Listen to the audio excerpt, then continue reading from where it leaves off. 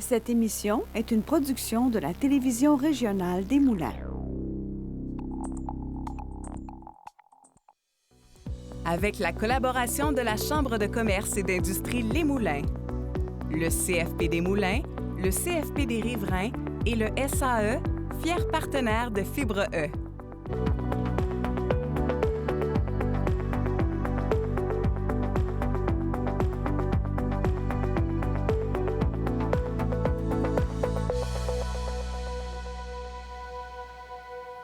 Bienvenue à Fibre E Extra. Être entrepreneur exige des ressources en main-d'œuvre et en perfectionnement qui ne sont pas toujours facilement accessibles.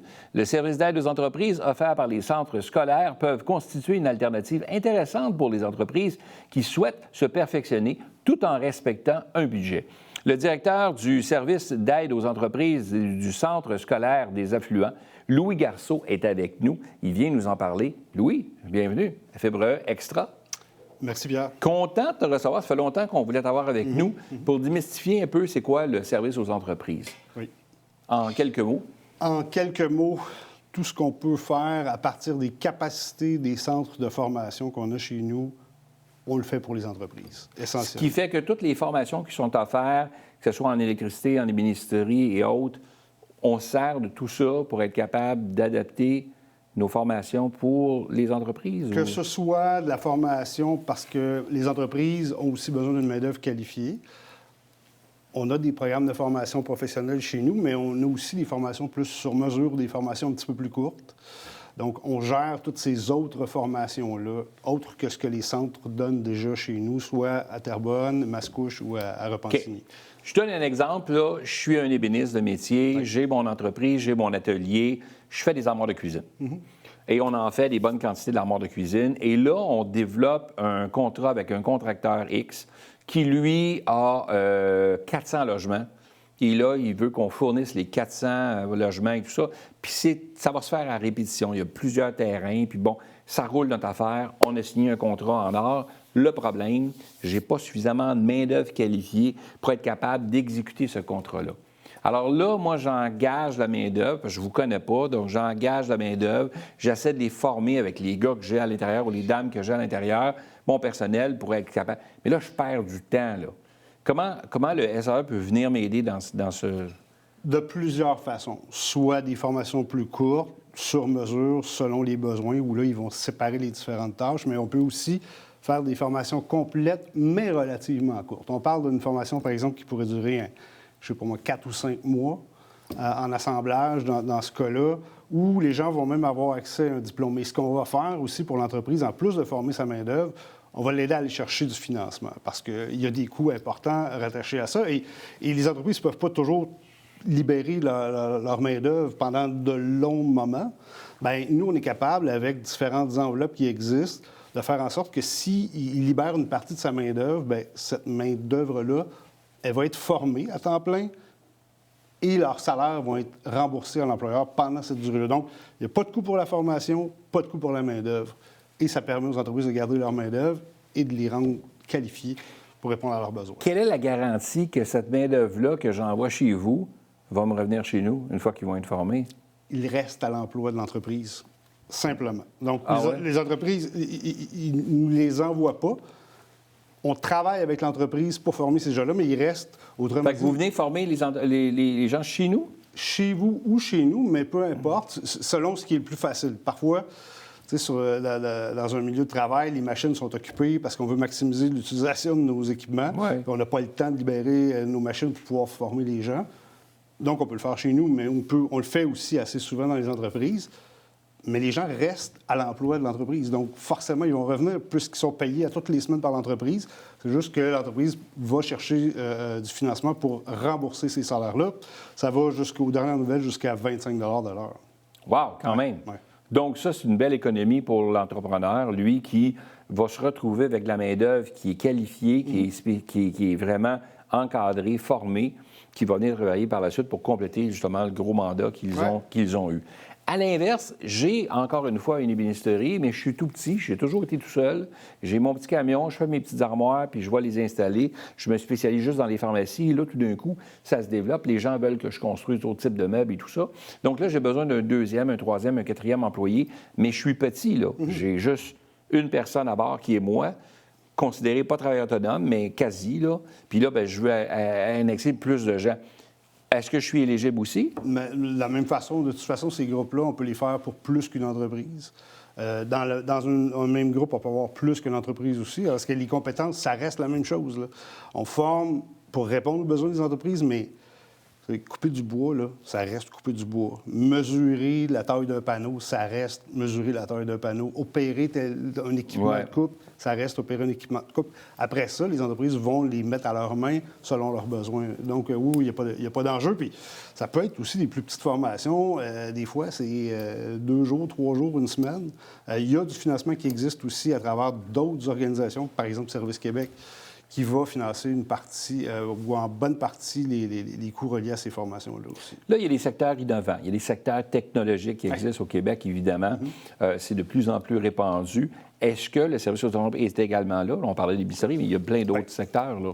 Bien, moi, depuis là, toutes les années où je travaille dans le service aux entreprises, je me suis impliqué dans plusieurs organisations, dans plusieurs associations aussi. Donc, on est membre de plusieurs associations, par exemple, au niveau des technologies environnementales. Donc, on est très présent là-dedans. D'ailleurs, c'est notre centre de service qui est chargé d'écrire un nouveau programme de formation en biométhanisation, en tout cas en valorisation des matières résiduelles, parce qu'on parle du gaz naturel renouvelable. Donc, il va y avoir une formation donnée par le ministère de l'Éducation éventuellement, puis c'est nous qui l'avons écrit chez nous. Donc, oui, on est présent dans le secteur des technologies environnementales. Ça ne se limite pas aux matières résiduelles. On travaille, par exemple, pour les véhicules électriques, véhicules innovants, la robotique, l'intelligence artificielle. On donne des cours, par exemple, en ce moment, on offre une formation pour aider les gens à utiliser les logiciels de base de bureautique qu'on utilise à tous les jours, comme Word, Excel, des trucs comme ça. Les fameux Office là, de ce exact, monde. Là. Mais avec des applications d'intelligence artificielle, ce qui nous rend... même moi, ça me rend compétent dans ces logiciels-là. Non, mais c'est super simple. Donc, on aide les gens à adapter ça. On fait des formations en automatisation, en robotique, bref. On touche à tous ces secteurs-là. Ouais. Donc, un entrepreneur qui nous écoute ou un entrepreneur à devenir, qui veut se lancer dans l'entrepreneuriat et qui a besoin d'avoir de la main-d'œuvre, le SAE est un nom à retenir parce que c'est une main-d'œuvre qui peut être financée, donc ce qui fait que pendant cette formation-là, on n'a pas à monopoliser des gens dans l'usine pour aider ces gens-là à apprendre. On peut garder notre main-d'œuvre qu'on a actuellement, puis on fait former cette main-d'œuvre-là.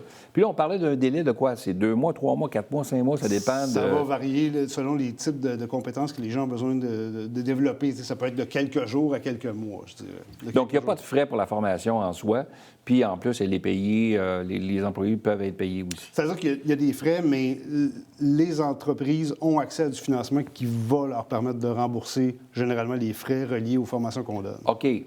Mais sinon, on a des formations grand public, je dirais, donc, nous, on forme la main-d'œuvre dans des formations plus courtes. Et, évidemment, cette main-d'œuvre-là sort qualifiée et disponible pour les entreprises aussi, les entreprises chez nous. Je reviens à mon exemple de tantôt. Ouais. Donc, moi, j'apprends que le SAE existe par un ami, et là, moi, je veux passer à l'action. C'est quoi les démarches que je dois faire, moi, pour coup de téléphone et... Ils nous appellent. On a un site web, là. Je pense qu'il va y avoir l'adresse à l'écran, j'imagine. Donc, sur notre site web, mais communiquez avec nous par courriel, mais par téléphone, on va vous répondre. On est là du lundi au vendredi. Il ne faut pas oublier, on est un service aux entreprises. Okay? On n'est pas une école. On est en lien avec les écoles et les centres de formation, mais on est ouvert à l'année. On est toujours là, on est toujours disponible. D'ailleurs, nos formations, on ne les donne pas juste de jour. On les donne de jour, de soir, les week-ends. On a fréquemment des formations à la fin de semaine. Donc, l'employé pourrait travailler chez nous de jour. Puis suivre une formation aussi de soir, s'il le veut. C'est le cas. On le voit souvent, par exemple, en francisation. Par exemple, les entreprises qui embauchent des nouveaux arrivants, mais qui ont besoin de faire de la francisation, mais assez souvent, ils n'ont pas la capacité de les libérer sur leurs heures de travail, mais en soirée, ils vont venir faire des formations avec nous. Oui, tout à fait, c'est possible. Et les week-ends aussi, oui.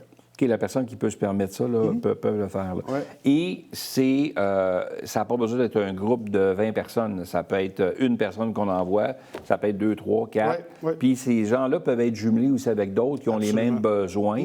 Donc, il y a des formations qui débutent constamment. Là, puis c'est toute l'année, c'est 12 mois par année. C'est 12 mois par année. C'est 12 mois par année. On n'arrête jamais, on n'est pas fermé. On est fermé dans le temps des fêtes comme tout le monde, puis pendant les vacances de la construction, mais 2 fois 2 semaines, sinon on est toujours ouvert et toujours disponible. Ouais. Donc, ce qui veut dire que ces formations-là sont offertes aussi, je le répète, dans les centres de formation, là.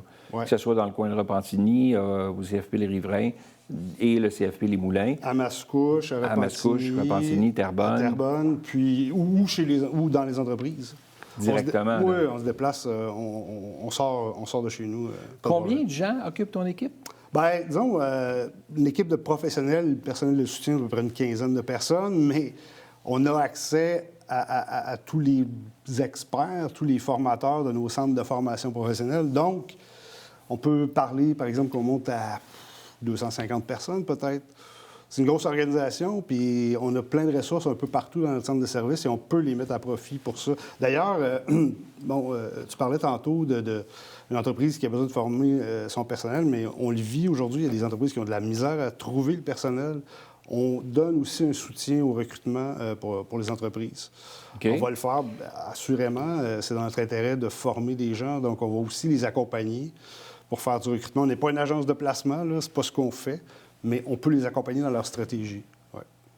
Ce qui fait qu'une entreprise qui se cherche de la main-d'œuvre, qui a besoin de la former, mais avant tout, il faut la trouver, cette main-d'œuvre-là. Vous pouvez aider à trouver cette main-d'œuvre-là selon le dossier. Là. On participe à ça, on le fait fréquemment d'ailleurs. Ouais. Fait que l'idée est de prendre le téléphone simplement puis d'appeler le service aux entreprises. Les coordonnées sont déjà affichées, mais il reste que. En faisant ça, bien, c'est un pas vers l'avant pour justement s'aider. Et toute entreprise aurait avantage à utiliser ces services-là. On le dit, là, c'est gratuit dans la majorité des cas où il y a des subventions qui peuvent venir épauler justement le coût représenté par cette formation-là. De plus, les étudiants sont rémunérés aussi. Il y a un tarif horaire quand même acceptable qui fait que ça vient éponger aussi cette dépense-là que l'entrepreneur aurait à subir. Là. Fait qu'il n'y a pas vraiment de raison de ne pas vous utiliser. Là. C'est un service public. En fait, nous, on fait partie du centre de services scolaires, donc ce qu'on appelait les commissions scolaires auparavant. C'est notre mission d'offrir ce service-là. Donc, oui, de former des jeunes, mais aussi de répondre aux besoins des entreprises. Puis, tu sais, on parle beaucoup de formation parce que c'est beaucoup le gros de ce qu'on fait, mais on va aussi au-delà de ça. Par exemple, on parle de plus petites entreprises ou des entreprises en démarrage qui ont besoin, par exemple, d'aide au niveau du prototypage. Ils veulent éprouver un concept, ils veulent... Bien, nos formateurs sont aussi des experts, donc ils peuvent regarder certains problèmes qu'ils ont ou certaines situations, les analyser pour les aider. On peut faire de la fabrication. On n'est pas une entreprise de production, là. C'est important. On n'est pas là pour faire compétition à nos entreprises locales ou extra, mais on est là aussi pour les accompagner. Toutes les entreprises ne peuvent pas faire un prototype. Ils ont besoin des plus grosses commandes. Nous, on peut le faire parce qu'on a une gamme d'équipements et des experts. On fait des conseils stratégiques pour des entreprises. Il y a des entreprises qui n'arrivent pas, par exemple, à sortir des produits de qualité. Mais ils ne savent pas pourquoi. Ils pensent que c'est la formation. Des fois, c'est ça. Des fois, c'est les procédés de fabrication qui ne sont pas ajustés. Bien, nos experts peuvent les aider aussi. Fait que c'est quand même très large. C'est assez large. Oh, c'est assez large. Donc, on ne peut pas se passer du SAE. Merci d'avoir été là. Merci d'être partenaire de Fibre Extra également et de Fibre. C'est un plaisir de t'avoir reçu à l'émission. Merci, Louis. Plaisir. À très bientôt.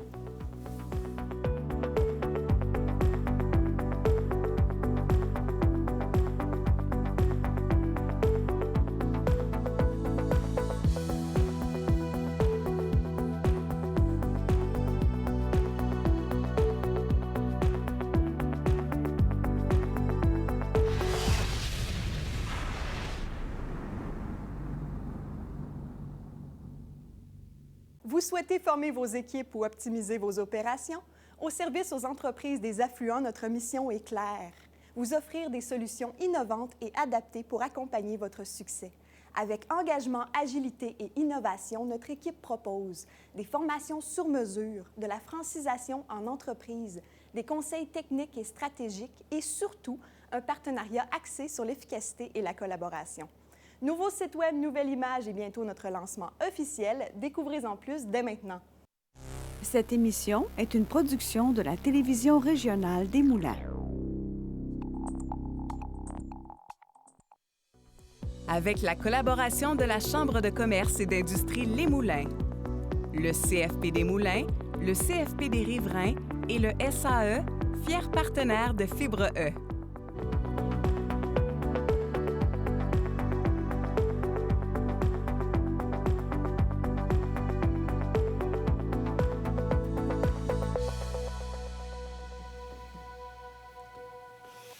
Bienvenue à Fibre E. Fondée par leur père, l'entreprise Transport SET est bien plus qu'un projet entrepreneurial. C'est un héritage familial que Karine et Natacha Amiotte ont décidé de faire grandir. En reprenant les rênes de l'entreprise, elles se sont retroussées les manches pour relever les défis de l'entrepreneuriat tout en savourant les nombreuses joies qu'il procure. Karine, Natacha, bienvenue à Fibre E. Merci. On se connaît un peu, alors content que vous soyez là. On va se tutoyer pour la cause, bien évidemment. Ça aurait l'air drôle si on se vous voyait. On se connaît. Donc, merci d'être là. Merci d'avoir accepté l'invitation. Donc, deux sœurs en entreprise qui ont repris l'entreprise familiale. Ça s'est passé comment, ça? Vous le saviez de votre jeune âge ou c'est arrivé tout bonnement? Ou, comment ça se passe? De mon côté, pas du tout.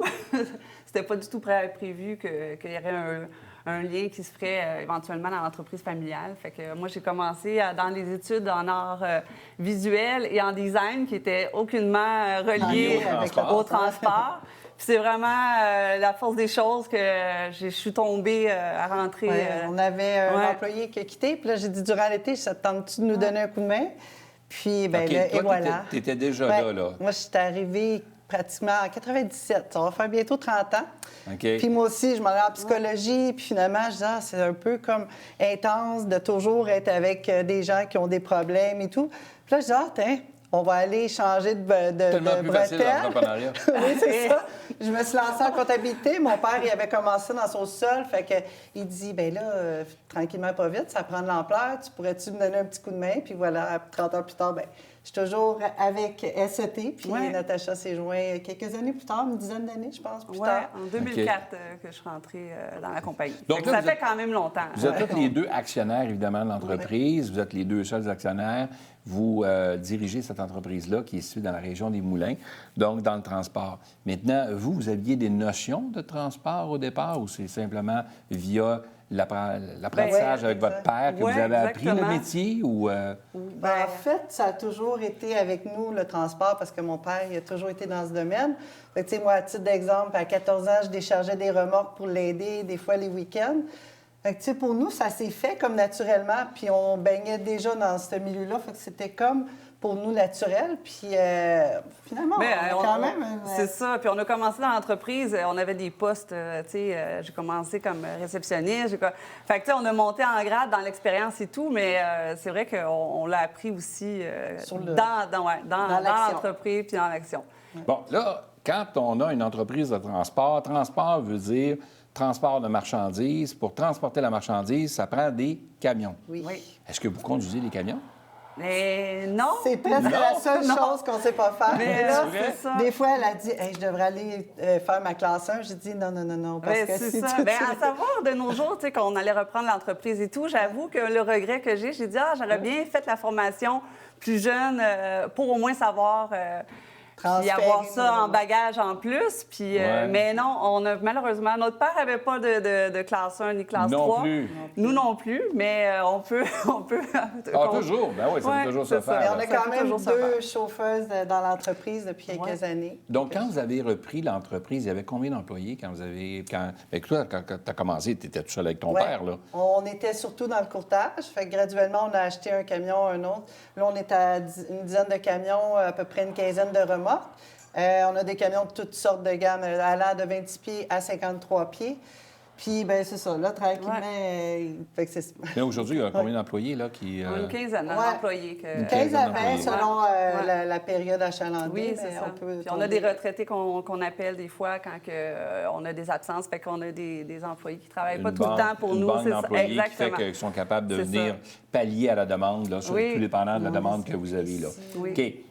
D'avoir à devenir entrepreneur, quand toi, tu voulais t'aller dans les arts, toi, ton côté en psychologie, tout ça, puis là, on se retrouve entrepreneur, c'est pas inné pour tout le monde d'être entrepreneur, mais il faut aussi combler plusieurs chapeaux. Une entreprise d'une quinzaine d'employés, il n'y a pas un département de ressources humaines, un département des achats, un département de... Tout est ensemble, puis donc vous avez à vous baigner un peu dans tous ces dossiers-là. Donc, comment ça se passe, ça? Si on parle de ressources humaines, exemple, là, ça prend des compétences quand même là, pour... Oui, c'est ça. Bien, c'est sûr qu'on apprend aussi à force de faire des entrevues avec des gens. Puis là, tu dis, non, ça, il faudrait plus faire telle question quand on rencontre des gens. Puis on commence à mieux filtrer maintenant qu'on pouvait faire avant. Mais je pense que c'est ce qui charme aussi la petite entreprise, c'est que justement, on a plusieurs postes, plusieurs fonctions. Fait que c'est jamais redondant ou, tu sais, puis je pense que c'est ça l'intérêt. On a un petit côté, justement, très familial. Puis on est vraiment une petite famille. On a des employés qui sont là avec nous depuis plusieurs années. Même, on a eu notre retraité là, qui a été avec nous 30 ans. Fait que juste avant les fêtes, là, il est parti à sa retraite. C'est un gros départ, un gros morceau qu'on a perdu. Mais c'est ça la force, puis c'est ça qui fait qu'on aime ça. Puis c'est pour ça qu'on ne veut pas devenir un gros transporteur. On aime l'équilibre entre le courtage et le transport.